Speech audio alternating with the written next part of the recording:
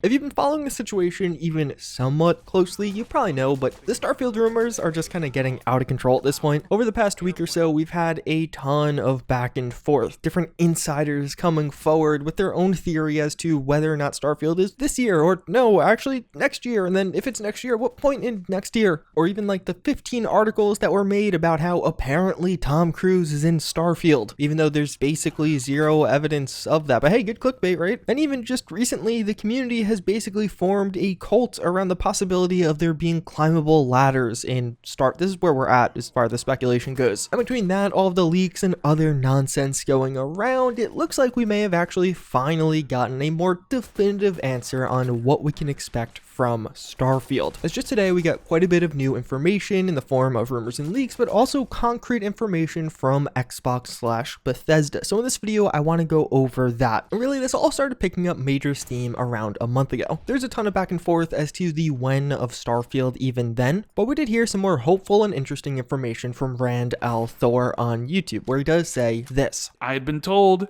as well, I think you had been told as well, that Microsoft was aiming to trying their hardest to get the game out for this holiday. They really want Starfield out this holiday. The game's basically sort of finished. It's in like bug squashing mode right now, QA stuff, very much like Halo Infinite.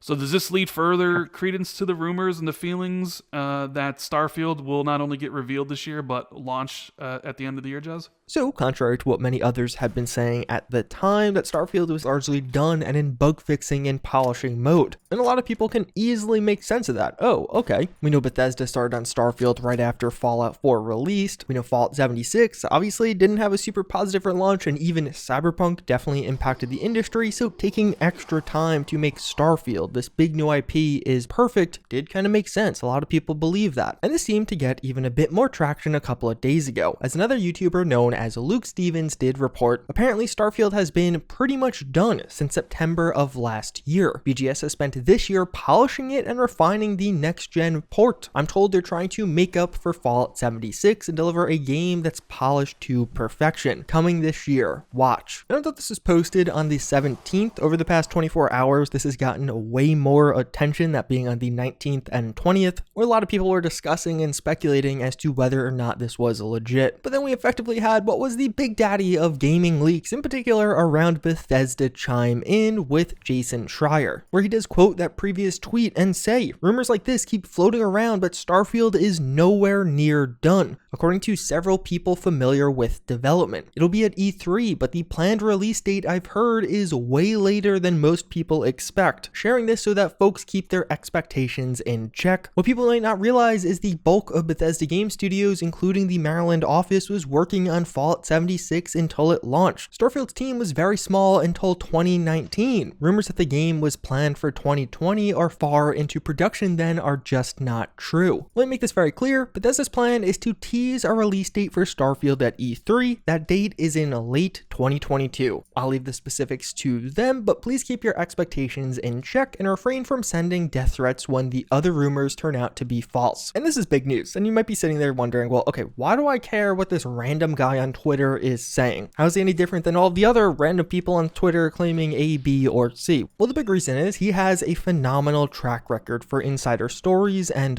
leaks overall. This being across multiple games, but notably with Bethesda, he leaked almost the entirety of the Fallout 4 script several years before that game did release, and most recently and most notably, as it has a very similar parallel to this situation, he leaked the fact that Fallout 76 was multiplayer. Almost exactly 3 years ago, we got the teaser stream and teaser trailer for Fallout 76, which did seem to confirm it was in West Virginia. We could see it was clearly taking place at an earlier date based on the Pip-Boy, but otherwise there wasn't much you could actually get out of that teaser trailer, including the fact that it nowhere mentioned it was a multiplayer, always online Fallout game. Almost immediately after the trailer went live, it was Jason Schreier Schreier who actually leaked that information to the public, and this again under the guise of wanting to keep people's expectations in check. It wasn't going to be that traditional Fallout experience. And we have a very similar situation here. Rumors over the past couple of days have been raging around Starfield. A lot of people getting hyped that it's actually coming this year based on some of these statements, and he is once again kind of coming out of the woodwork to leak information, but in turn keeping people's expectations in check. So whether or not you believe this or not is up to you, but based on his track record, based on how many things he's gotten correct, I for one completely believe this. I think it is pretty much going to be what we see at E3. There's been a bit of pushback on that later in 2022 date, some people saying that they've heard other things like earlier in 2022. And actually funny enough, the tweet that all started this off from Luke Stevens, he responded to that too shortly after Jason Schreier's response saying, LOL, so I just learned that the source was released a couple of weeks ago from his contracted position, disgruntled, and thought it'd be funny to send me some disinfo on his way out. You got me, kind of funny. Point is, this is wrong. Actual Targus release date is end of next year. And actually, as a bit of an explanation, Jason Schreier went on Reset Era and did mention, for what it's worth, it appears to me that the majority of the largely false rumors that have been circulating so far came from the Microsoft side of things. My sources are people working on the game. And then followed it up by saying, it's not that Microsoft would leak false info, it's that people at Microsoft would not have the same info that people on the dev side would have. I'm just speculating there to try and help people understand why there'd be conflicting information floating around. But in effect, this does create an interesting situation where I now think it is going to be pretty likely that we see Starfield at E3, but not in a full-on traditional Bethesda fashion, as I really doubt they're going to do a full-scale reveal if the game isn't actually coming until the end of next year. The game is potentially a year and a half away now, so a lot of what we potentially see if it was a full reveal could be subject to change, and there's actually some evidence that this is the case. Also, earlier today, there was an interview published between Matt Booty, who is the head of Xbox Game Studios, and a French outlet known as Le Figaro. The article itself is in French. I'll have a link to it down below, as well as some of the tweets sent out by the author that give out some of the notable information. But in this, Matt Booty does describe and actually officially confirm that there will be a joint Microsoft Bethesda E3 conference in the coming weeks. So this is actually big news in a couple of ways. It's the first official confirmation we have that Bethesda will be at E3 2021. But also, one of the things I've been saying for a few months now when it came to E3 2021 was that if Starfield was going to get that full-on, full reveal status that we've seen with Fallout 76 and Fallout 4 at E3, Bethesda likely would have a bit of a separate conference compared to Microsoft. Like perhaps they would have it on the same day or more interconnected than ever before, but actually two distinctive showcases. Because if you have Starfield, that's at least a half hour of talking if you have that full reveal there. The fact that they are connected is just a minor piece of the puzzle, but to me, it definitely does suggest that one singular showcase means we're probably not getting a full deep dive on Starfield. Or at least that's what it says to me. That's one of the points of speculation I had even before all of this news. This is a bit more tinfoil hatty, but even further, a couple of weeks ago we had this image on Bethesda's content delivery network, this being basically where they host a lot of the images for their website. Seemingly it was posted on the public one. It should have remained private at the time. It was titled the Starfield Breaker background. I made a full video on it, but it's kind of this weird image that we couldn't really fit in. Even more mystery has come out of the fact that a lot of these drawings on the image are actually made by non-Bethesda artists. So a lot of people thought it was fake, but I verified it myself. I found it on the content delivery network, which since then has continuously been updated with various other images that are posted on Bethesda's website officially. But something I mentioned was, if this is going to be basically posted up on Bethesda's website somewhere, whether it be kind of the thumbnail to click on or just on the web page overall, considering it actually is about the same width as the web pages themselves, it wouldn't really make a ton of sense for this to be public if we do get a full-on reveal of Starfield. Because if you get a full-on reveal with a ton of in-engine or in-game gameplay, why would a bunch of sketches be the thing they're advertising? They'd probably have some cool edited screenshot from the in-game gameplay, not this. So to me, it made it seem a bit more likely like we would get a smaller teaser or something like the making of Starfield or inspirations for Starfield at E3 and not actually the full game reveal. Although when it comes to Bethesda, technically we've actually seen this year ahead E3 before, one time specifically, that being with Fallout 3. At E3 2007, Bethesda did showcase a teaser trailer for Fallout 3, actually actually hyper similar to what we saw for Fallout 76 a couple weeks before Fallout 76's reveal, but of course we didn't actually get Fallout 3 until 2008, and that being in October of 2008. So the game got its first teaser trailer at E3 2007, it got its more proper gameplay reveal at E3 2008, and an eventual release at the end of 2008, or towards the end. So Bethesda might just be following a similar pattern here. I definitely question why exactly they'd be doing that, considering they had so much success with the Fallout 4 and Fallout 76 short reveal till release. And even in 2019, while Todd Howard was seemingly working on Starfield predominantly, he did mention that he wished the reveal to release could be even shorter, where it seems like now they're actually going in the opposite direction, having one of their longest reveal to releases ever potentially. And it could just be something like it's a new IP. They want to spend more time on marketing to actually establish this. There were some rumors that apparently Microsoft actually bought ad space for Starfield for 2021, which would seem to suggest that if they're kicking off the marketing in 2021, it can't be that far into 2022, if it even is 2022 at all. And maybe that all fits together this way, or maybe those rumors about the ad space just aren't true or are somewhat misleading in what exactly those are. One of the things that gets me to like, okay, maybe there actually is something to this game requiring a larger marketing cycle. If you look on YouTube and you compare the Starfield teaser trailer to the Elder Scrolls 6 teaser trailer, the Elder Scrolls 6 teaser trailer has over 10 million more views. Like, it's not even close. People are way more hyped about that game, quite obviously. And 3 million views for the Starfield teaser is really not that many. Obviously, nobody knows anything about this game, and I definitely think there's a bit more ground to make up compared to a Fallout or Elder Scrolls, where people are just gonna always buy those games because they love the franchise and there's established lore, etc. To me, I've honestly found this entire situation to be kind of exhausting, all of these insiders saying different things, then contradicting each other, and then there's always somebody else that has something to say. But I think the way Jason actually put this forward is pretty concrete. He seems quite certain that it'll definitely be at E3 and it'll definitely have a 2022 release date, which does definitely make you wonder what actually will be at E3. Will it be a teaser trailer? Will it be a cinematic trailer like ESO has done several times? I